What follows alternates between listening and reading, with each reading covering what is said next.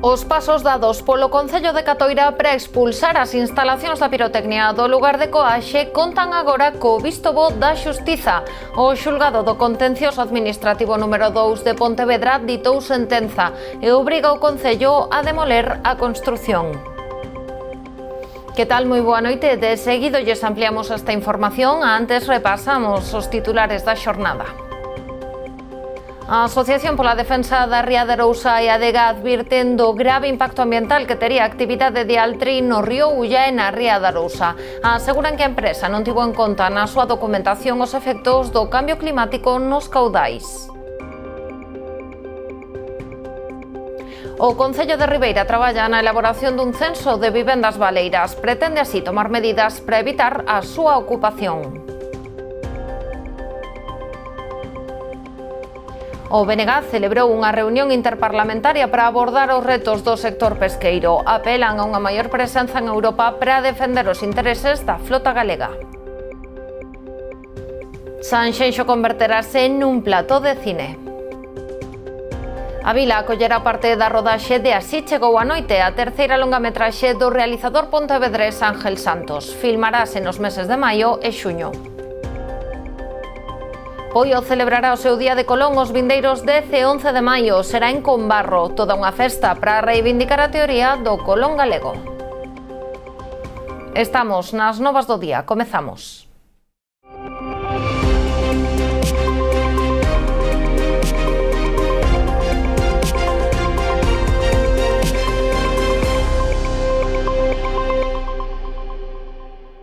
As instalacións da pirotecnia de Coaxe no Concello de Catoira terán que desaparecer. O xulgado do Contencioso Administrativo número 2 de Pontevedra dá razón á plataforma de persoas afectadas e avala os pasos dados polo goberno catoirense até de agora. A sentenza declara a ineficacia da comunicación previa das obras e obriga a demolición da construción de maneira inmediata. Os pasos dados polo Concello de Catoira para expulsar as instalacións da pirotecnia do lugar de Coaxe contan agora co visto bo da Xustiza. O xulgado do Contencioso Administrativo número 2 de Pontevedra ditou sentenza e obriga o Concello a demoler a construción.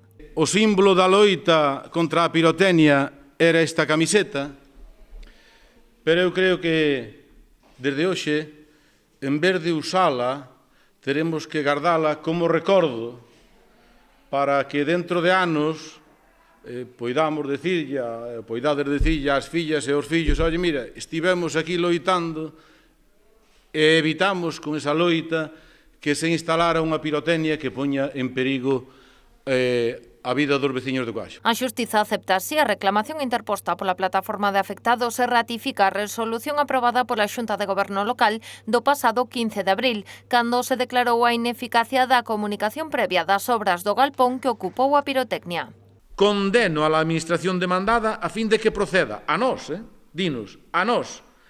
que procedamos de forma inmediata a incoar el preceptivo expediente de reposición de la legalidade urbanística frente a las obras ejecutadas. É dicir, temos que iniciar o expediente para que tiren con todo. Iso é o que di a sentenza. Desmonta punto por punto todas as patrañas que se quixeron facer. Todas. Hoxe o alcalde convocou a varios membros da plataforma para dar a coñecer esta sentenza. Acompañado de dúas veciñas, celebraron o que parece ser o remate desta polémica instalación. E que tivemos un apoio moi importante desde o primeiro día. E iso, para nós, foi moi importante. Tivemos que loitar moito, claro que sí. Pero, loitando, xa vedes, o que pasa, gánase. Dar as gracias a todos os que nos apoiaron, os que sempre viron desde un principio que esta era unha causa injusta, absurda e tremendamente abusiva. Creo que no principio non nos dábamos de conta do que se nos viña encima. E Coaxe tiña unha fatalidade que pendía sobre todos. Castaño confirmou que xa hai semanas que se trasladou á empresa a comunicación oficial de anular a súa actividade e devolver o terreo ao estado inmediatamente anterior. Tamén se remitiu á subdelegación do Goberno en Pontevedra para que non conceda ningunha autorización para actividade pirotécnica nesta instalación. A Plataforma en Defensa da Ría de Arousa e a Asociación para a Defensa Ecolóxica de Galiza reclaman á Xunta que non outorgue a concesión de augas solicitada pola empresa Green Fiber para desenvolver o proxecto de Altri. Tamén reclaman ao Goberno autonómico que emita unha declaración ambiental desfavorable e que aseguran que a actividade da celulosa tería graves impactos ambientais e sociais para as vacías do río Ulla e da Ría de Arousa. Denuncian que o proxecto afectará gravemente ás augas debido á detracción de caudais e a contaminación con elevadas contías de compostos químicos orgánicos no río Ulla. Esta argumentación recollena nunha das alegacións presentadas contra o proxecto, que consideran que presenta unha información sesgada no seu estudo de impacto ambiental. A APDR e a DEGA apuntan ademais que os ecosistemas da Ría de Arousa xa están ao límite, polo que aumentar a contaminación que lles chegue podería supoñer o colapso dos recursos mariños desta zona. Alertan tamén na posibles consecuencias no suministro de auga á poboación. Vai a comprometer, polo tanto, a viabilidade ecolóxica do río, os usos derivados desta auga do río e impactará directamente a medio ou a longo prazo sobre a ría máis productiva da Galiza. Temos que pararnos a pensar se queremos Altri ou Green Fiber, porque realmente poñer esta industria e que non haxa outros usos, tanto asociados á auga como outros usos ou outra economía relacionada nos concellos, non? Vai significar a deterioración total do río como ecosistema. Alá van as troitas, os salmóns, os reos, alá van. Eso non o aguanta. Non aguanta nin a subida de temperatura nin as toxinas da eutrofización derivadas das cianobacterias. O Servizo de Protección da Naturaleza da Garda Civil Seprona investiga un vertedoiro incontrolado existente en Pedras Vermellas, en Palmeira, na zona na que se emprazará o futuro polígono industrial. Os residuos acumulados son na súa maioría entullos de construción, pero tamén abundan plásticos e outros obxectos, incluso algún que outro electrodoméstico. A denuncia partiu dun particular que deu aviso ao Seprona para que abrise unha investigación ao respecto e dar co posible autor ou autores dos feitos. Por lei, os ditos residuos teñen que ser recollidos de xeito selectivo e trasladados a unha planta de tratamento autorizada. Este tipo de verteduras son, por desgraza, unha práctica bastante habitual nos nosos montes. Os residuos xeran afeccións graves á vexetación, provocando tamén a contaminación das augas superficiais e soterradas da zona. Piden o seu desmantelamento urxente e solicitan a correcta limpeza para devolver o espazo ao seu estado primitivo. A Policía Local de Ribeira censará as vivendas baleiras do municipio susceptibles de ser ocupadas. Unha vez identificadas, solicitarán aos propietarios a adopción de medidas para evitar a entrada de inquilinos ilegais. A preocupación veciñal ante os crecentes casos de ocupación levou o Concello de Ribeira a tomar medidas. A primeira delas é a elaboración dun censo coas vivendas baleiras susceptibles de ser ocupadas, que levará a cabo a Policía Local, para o que solicita a colaboración cidadá.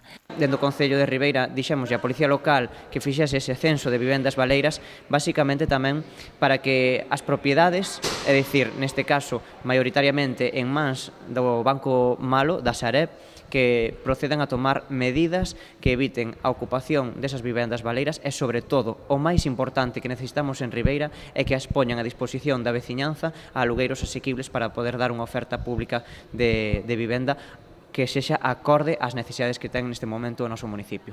Ademais de requirir a adopción de medidas como o peche das edificacións para evitar que sexan ocupadas, dende o Concello non descartan estudar posibles sancións á Sareb, co fin de prever danos sobre a vía pública ou riscos para a seguridade cidadá, ante o mal estado que presentan as propiedades pola falla de mantemento. Cando a Policía Local faga ese censo de vivendas baleiras, despois imos requerir ás propiedades que efectúen as medidas necesarias para evitar que poida haber ocupacións ou que poida haber incluso danos á vía pública e ás persoas. Despois, nun segundo momento, tamén estamos valorando a posibilidade de establecer sancións económicas ás propiedades, neste caso a Sareb, se non manteñen os edificios nun correcto estado de mantemento, porque estamos vendo que hai edificacións que incluso presentan riscos para a seguranza cidadá, porque se poden desprender elementos das propias fachadas ou poden presentar riscos para a poboación. O goberno local pretende deste xeito previr casos como o do bloque das Avesadas, que se converteu nun foco de conflitos e actividades ilegais. No noso municipio hai diversos edificios que están ocupados por persoas drogodependentes e que están xerando un malestar social ao ter que acudir recorrentemente a Policía Local e os bombeiros a sufocar incendios, a tallar pelexas e outras agresións.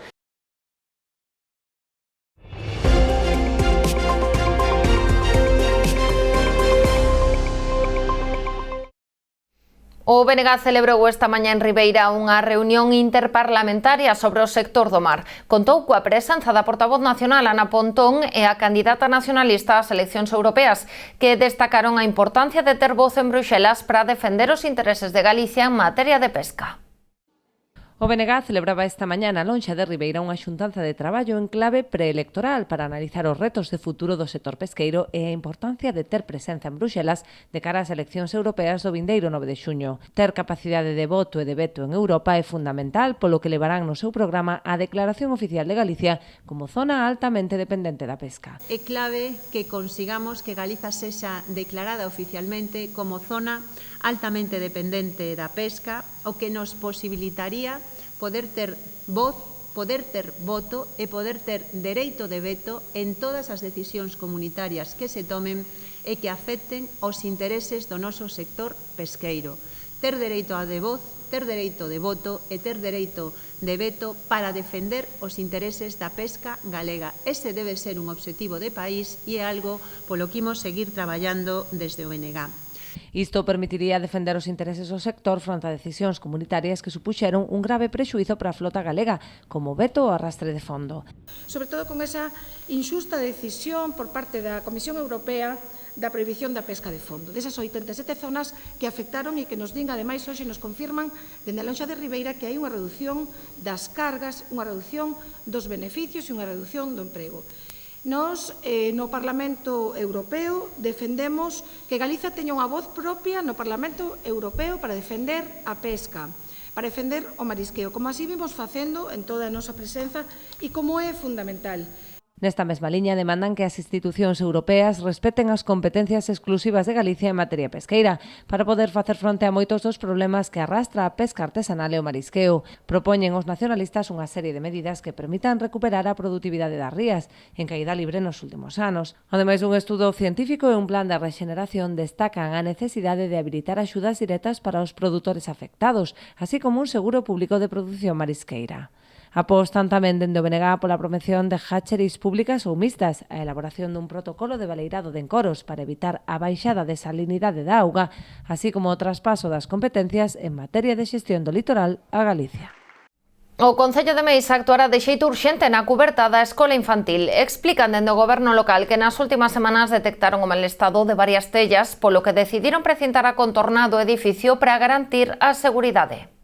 Pues ahora mismo contacto con empresas para sacar un contrato de urxencia de cambiar e de retellar por completo o edificio. Foi algo inesperado, non contábamos que isto acontecera, pero obviamente cando unha cousa así sucede, cando está, cando nun edificio sobre todo onde van todos os días tantas persoas, nenos e nenas, o que tratamos por enriba de todo é de garantir a seguridade e, temos que facer un proxecto de urxencia que, ademais, non é un proxecto barato, pero, en todo caso, o que tratamos é de garantir a seguridade e que, unha vez que finalicemos esa obra, o que queremos é que se faga antes de comenzar a outra obra para que non coincidan aí.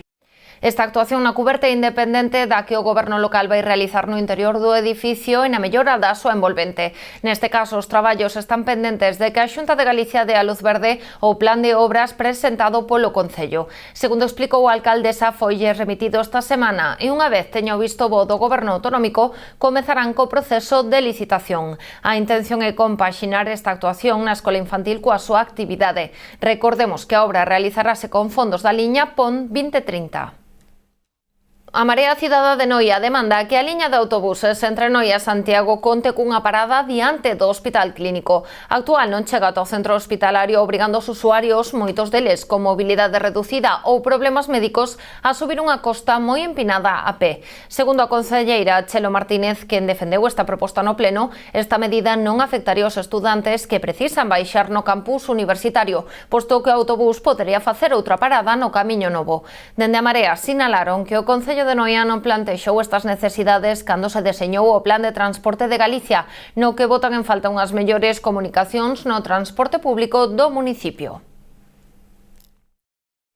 Excelentes novas para Estefanía Blanco, a veciña de Pontevedra que levaba dende principios de ano agardando por un doante de médula e a súa familia. Segundo anunciou hoxe o seu marido Luis Miguel Díaz, onte confirmáronlles a aparición dun doante compatible, unha persoa anónima que vive en algún punto de América, xa que as doazóns de médula ósea entran en bancos de datos que se difunden e consultan a nivel internacional. Agora Estefanía e a súa familia comezarán a segunda fase, a do trasplante. Luis asegura que son conscientes de que será unha fase moi dura, pero que asumen cheos de esperanza. A intervención realizarase no Complexo Hospitalario Universitario da Coruña, onde chegarán as células do doante transportadas en frío. Tras coñecer a enfermidade de Estefanía, a familia iniciou unha campaña para fomentar a doazón de médula ósea, algo que animan a seguir difundindo. O vindeiro luns 6 de maio comeza en Pontevedra unha nova edición dos obradoiros de estimulación cognitiva e prevención do Alzheimer. A actividade desenvolvida pola Concellería de Benestar Social e a FAPO vai dirixida a persoas de a partires de 55 anos que vivan nas parroquias da cidade. E digo que é dar un pasiño máis porque non é só unha actividade lúdica que obviamente ben para o benestar psicolóxico, psíquico das persoas, sino tamén para o benestar físico, non? Posto que nestes talleres con grandes profesionais e con xente con moita experiencia en estes temas, pois traballamos tamén en esa detección precoz que tanto benestar xera e tanto millora a calidade de vida das persoas. A única maneira de estar en forma no cerebro é facendo exercicios neuronais. Non?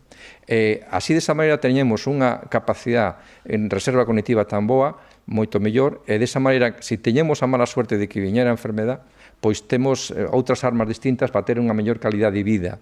Tamén é verdade que tamén podemos evitar e retrasar a enfermedade se facendo esta reserva cognitiva. Segundo explican dende a FAPO, ademais de ser unha actividade lúdica, permite a detección precoz de enfermidades neurodegenerativas. O ano pasado permitiu detectar ao redor de 14 persoas que comezaban a presentar síntomas de deterioro entre as 200 que participaron na actividade. Os obradoiros terán unha duración de 5 meses. Artéllanse en sesións semanais dunha hora e media de duración e están coordinados por unha traballadora social e unha psicóloga que fan unha valoración dos participantes para establecer o nivel das actividades de cada grupo. Tamén realizan o seguimento do desenvolvemento das actividades por se fora necesario asesorar ou orientar posibles casos de deterioro ou sospeita de Alzheimer ou enfermidade neurodegenerativa. En cada unha das sesións haberá dinámicas de grupo para axudar a fomentar a cohesión entre as persoas e o traballo en equipo e individuais que traballarán diferentes áreas. Facemos unha pausa para a publicidade e voltamos de contado.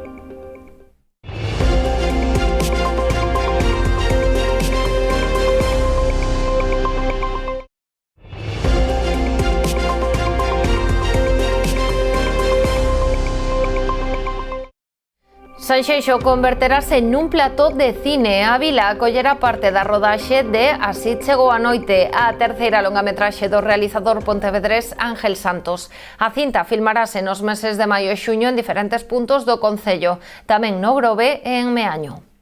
Que eu penso moito o cine dende o próximo, non? Dende o cercano, dende o territorio, non? E creo que é moi difícil pensar no cinema galego actual como está funcionando dende fai máis dunha década a nivel internacional sen o apoio o pequeno, non? Do territorio, dende os concellos, diputacións e demais, todas as institucións xuntas, non? Como todo este tecido alimenta os filmes, non? E fan posible, dende a nosa modestia tamén orzamentaria, non? Comparado con outras rexións, que sexa unha cinematografía que se está valorando, como decía Alfonso, non, a nivel internacional, que está facendo como un estandarte de Galicia polo mundo adiante, non? E Sanxenxo creo que ten ten que facer algo máis pola cultura, co apoio da Deputación, que está aquí o seu deputado, co apoio da Xunta, por suposto desde o Concello, pero creo que a marca Sanxenxo, que está progresando moito en moitos sectores, hai nun que non progresamos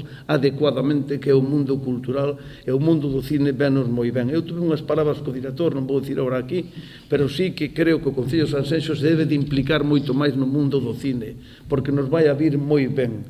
Bueno, para nós, a través da GADIC, é importantísimo o apoio que está facendo o audiovisual en Galicia.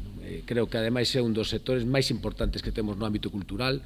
A día de hoxe, polo menos é un dos que nos está dando moitísimas alegrías.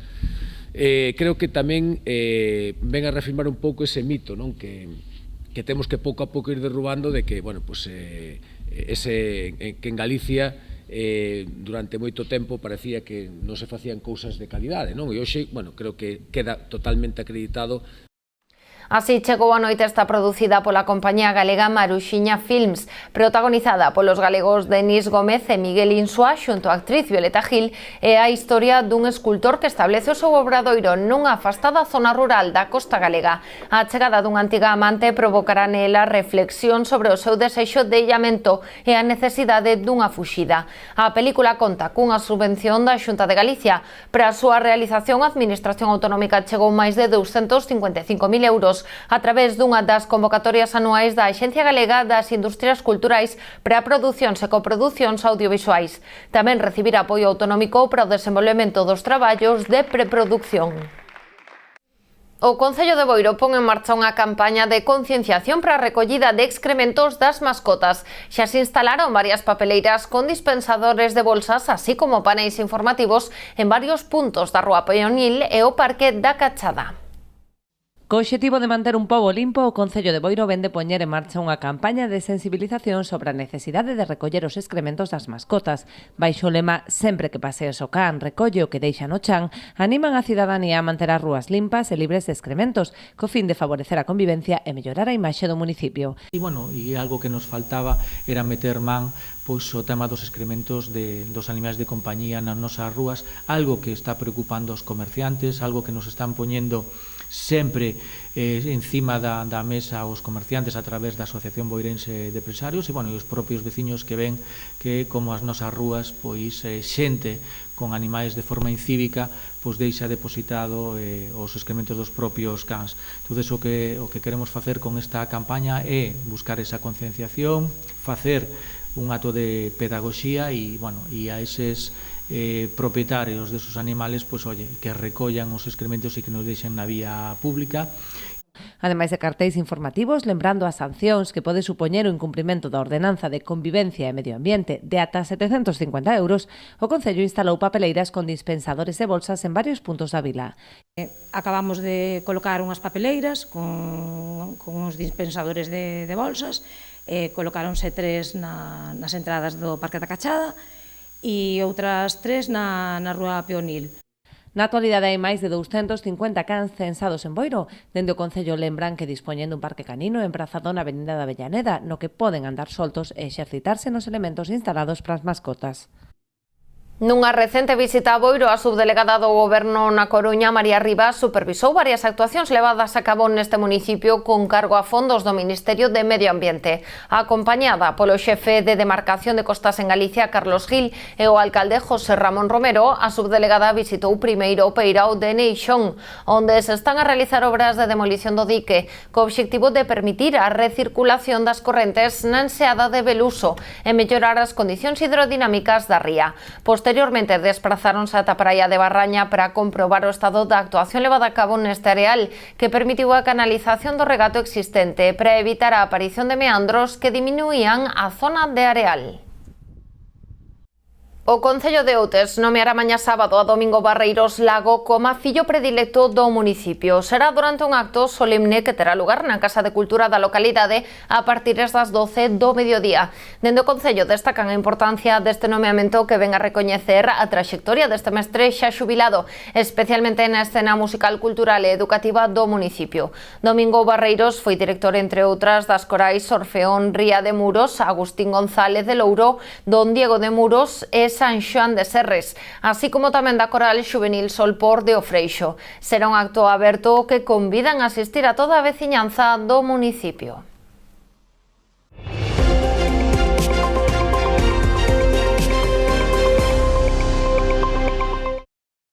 A Concellería de Política Social de Boiro vai organizar varios cursos de musicoterapia. A actividade, que se desenvolverá nos centros sociais de Boiro, Escarabote e Cabo de Cruz, está aberta a toda a veciñanza, aínda que especialmente estará dirixida a maiores de 60 anos. A Concellería de Política Social recuperará a actividade de musicoterapia, unha proposta que contaba cunha alta aceptación entre a veciñanza e que foi suspendida a raíz da pandemia. Aberta a toda a poboación, está especialmente dirixida a maiores de 60 anos. Desenvolveránse 4 sesións, en función tamén da demanda, 2 en Boiro, outra en Escarabote e tamén en Cabo de Cruz. Está destinado principalmente a persoas maiores de 60 anos, vale, pero se que é certo que poden ir calquera persona que desexe facer a actividade.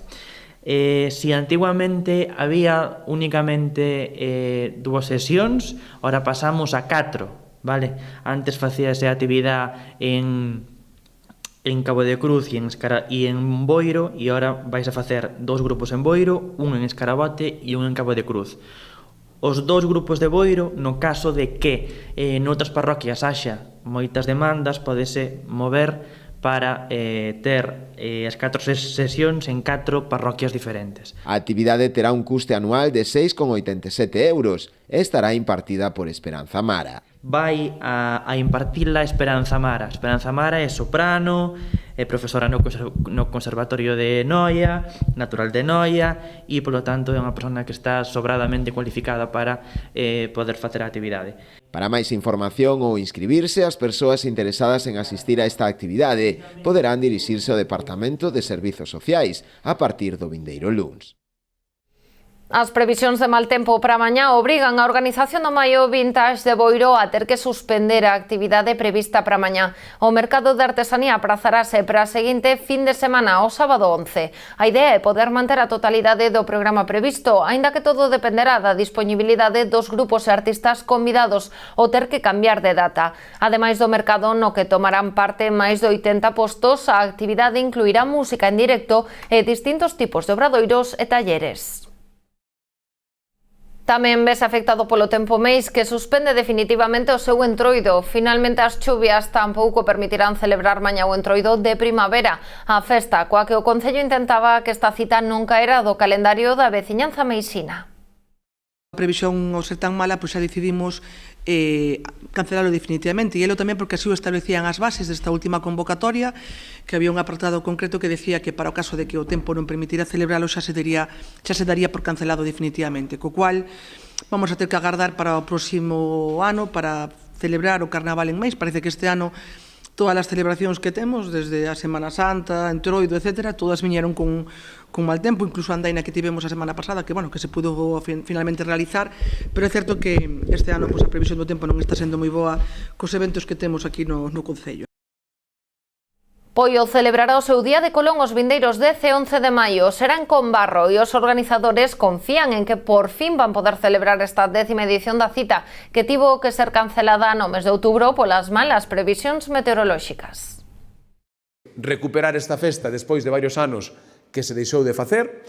Nos, cando chegamos ao goberno, tiñamos claro que era unha das festas que queríamos recuperar, sobre todo porque desas festas que pedían os veciños. E esta festa vale un pouco para todo eso. Primeiro, para dinamizar o noso Concello, os datos xa que manexamos de todos os establecementos de hostelería de Combarro nos falan xa de un cheo, e despois, pois, un gran ambiente. Agora, só cabe esperar que o tempo nos acompañe e facer de Poio, pois, un referente desa historia do Día de Colón. Son 10 anos onde estamos fomentando a historia e a cultura mariñeira, e son 10 anos onde estamos poñendo en valor o que é a nosa riqueza natural ou a nosa gastronomía e dinamizando a actividade en torno a Combarro e a todo o Concello de Poio. A programación comezará o venres coa chegada con barro da Carabela La Pinta e o desembarco de Colón. Tamén se celebrará o pregón que desta volta correrá a cargo de Ramón Pedras, máis coñecido como Petete, e que foi un dos impulsores desta celebración. Nestas xornadas con barro encherase de cores, de historia e de ambientación medieval. Haberá artesáns, tiro con arco, obras teatralizadas, xustas, animación e pasarrúas. Mesmo haberá ocasións para coñecer a teoría do Colón galego e poder analizala. Dende o Concello animan a xente a asistir vestidos de época para completar a ambientación que se instalará polas rúas de Combarro. Falámoslles agora de deportes. O remo non para na Pobra do Caramiñal despois dos campeonatos galego e de España de bateis. O último celebrado a pasada fin de semana, a enseada do Peirao Comercial volverá a coller unha nova regata. Será mañá sábado ás 4 da tarde coa disputa da Liga Norte Traineiriñas a partires das 11 da mañá. Tomarán parte as categorías cadete, xuvenil e absoluta, tanto feminina como masculina, da provincia da Coruña. A proba está organizada polo Club de Remo Puebla coa colaboración da Concellería de Deportes. Ata aquí chegamos nesta edición das Novas do Día. A actualidade volve o luns a Canal Rías Baixas a partires das 9:30 da noite. Que pasen unha feliz fin de semana.